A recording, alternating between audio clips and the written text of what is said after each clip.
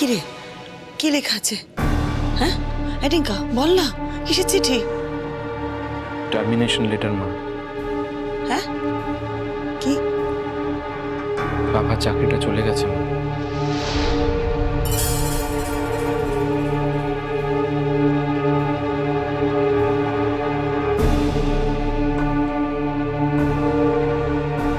কি? আচ্ছা চিমুই, তুমি নিজের স্বামীর ওপর শোধ তুলতে গিয়ে না আমার ওপর শোধ নিলে? হ্যাঁ, আমার বাচ্চাটা যাতে না খেয়ে মরে তুমি সেই ব্যবস্থাই করলে? হ্যাঁ, আমার বাচ্চা যদি না খেয়ে মরে তোমার বাচ্চা খেতে পারবে?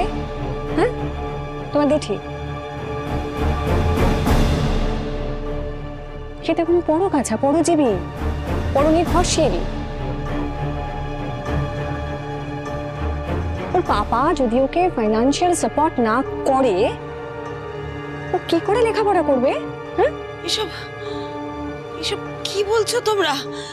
কেন হয়েছে এসব? কি প্রচুর ন্যাকা না! এখনো দাঁড়িয়ে দাঁড়িয়ে বলেছে কেন হয়েছে। তুমি মুম্বাই অফিসে ফোন করে চাকরি খেয়েছো চিমুই। শোনো জুন, আমি এরকম কোনো কাজ করিনি। আমি এরকম কাজ করার কথা স্বপ্নেও চিন্তা করতে পারি না। একটা কথা ভুলে যেও না, আমার জন্যই কিন্তু তোমাদের বিয়েটা হয়েছে।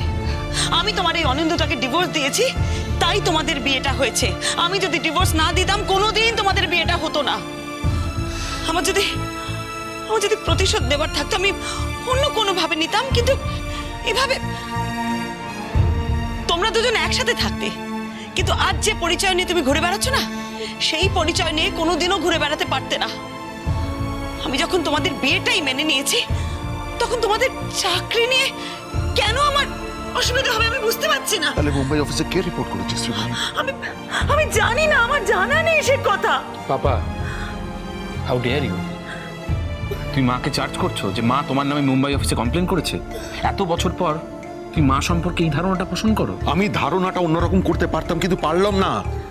কার্য কারণ সূত্রে পারলাম না, কারণ যেসব অভিযোগ করা হয়েছে একমাত্র স্ত্রী সেই অভিযোগ করতে পারে। তবেই অফিস এত বড় একটা স্টেপ নিতে পারে স্ত্রীর অভিযোগের ভিত্তিতে। আচ্ছা, তুমি হলপ করে বলতে পারো যে আর কেউ নেই যে তোমাদের অফিসে এই অভিযোগটা করেছে বলে তোমাদের অফিস এত বড় সিদ্ধান্ত নিয়েছে? বলো। আমি মনে করতে পারছি না শ্রীমণি। আমি আর কারো কথা মনে করতে পারছি না। একমাত্র স্ত্রী এই ধরনের অভিযোগ করলে অফিস নড়ে চড়ে বসতে পারে কর্তা ব্যক্তিরা।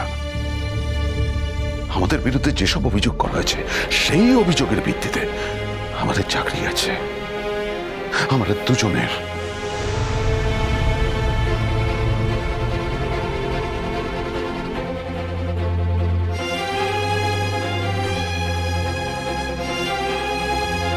এবার সংসারটা কি করে চলবে?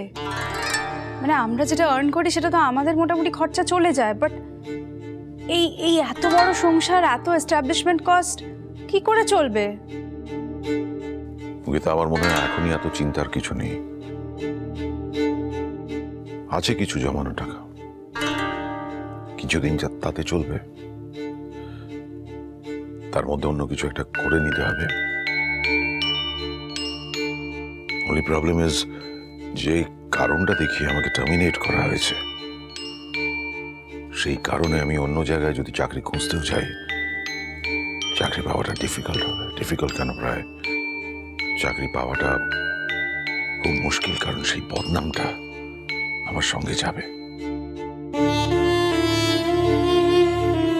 কিন্তু চিন্তা করো না, কিছু একটা তো করতেই হবে। না খেয়ে তো থাকতে পারবো না। বলি সর্বনাশী মেয়ে, তোর এত বড় একটা সর্বনাশ করলো, এখন ইনিয়ে বিনিয়ে বলছে সে কিছু করেনি। কো বুয়া, আমি বলছি ওই করেছে, সব কিছু ওই করেছে। এখন ভালো মানুষই দেখাচ্ছে, ভালো মানুষ সাজছে, ওর কথা তুই বিশ্বাস করবি না বুয়া। আপনারা কোনোদিনই আমার কথা বিশ্বাস করেননি, আজও করবেন না। আমার কথা বিশ্বাস করবেন, এটা আশা করাই আমার কাছে ভুল। তবে কারুর দিকে আঙুল তুলতে গেলে না প্রমাণ জোগাড় করতে হয়। কি প্রমাণ আছে যে আমি এটা করেছি?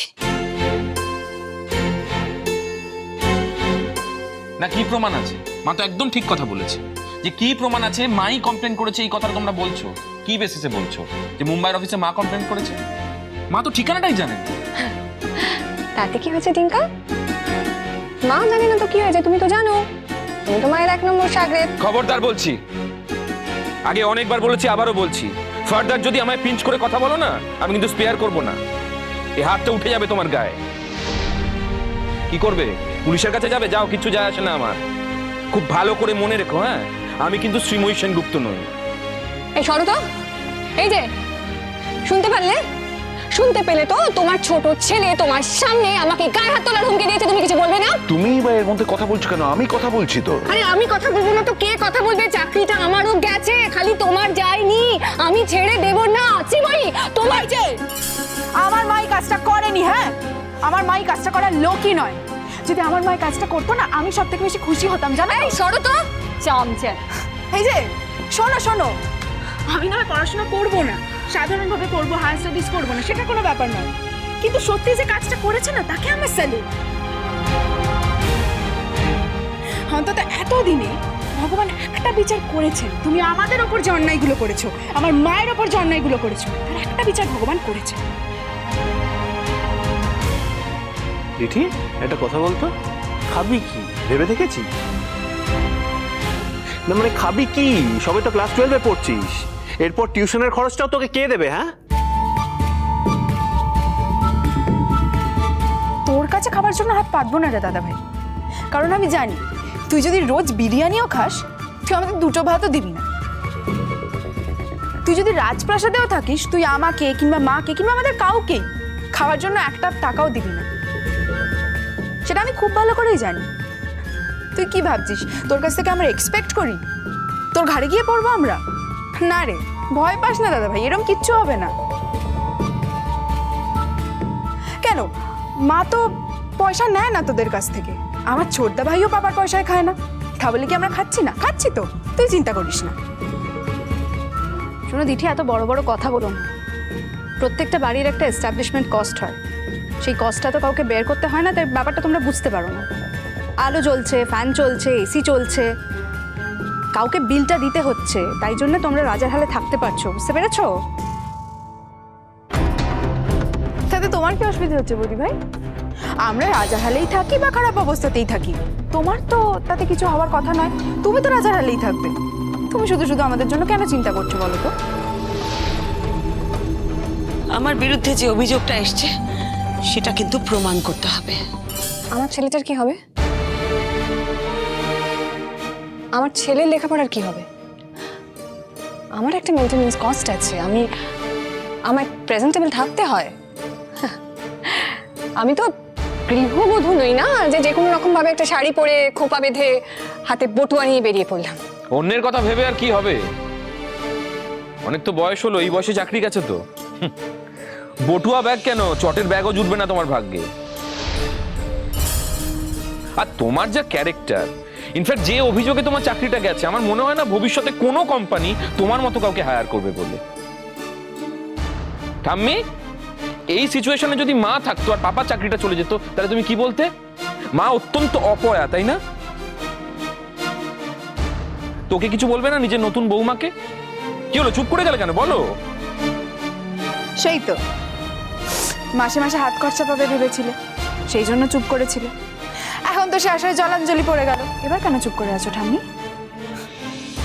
আসতে না আসতেই তো রান্নাঘরে ঢুকতে হয়েছে তোমাকে। ও দেখি দেখি হাত পুড়ে গেছিল না? নতুন কাজের লোকও তো পাওনি।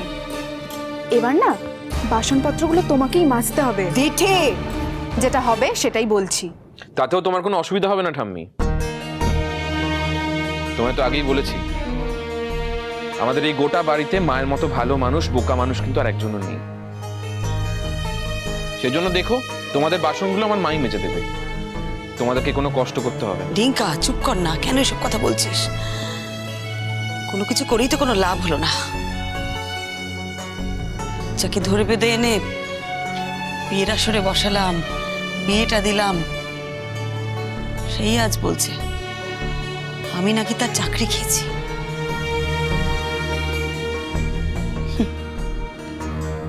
এটাও আমাকে শুনতে হলো।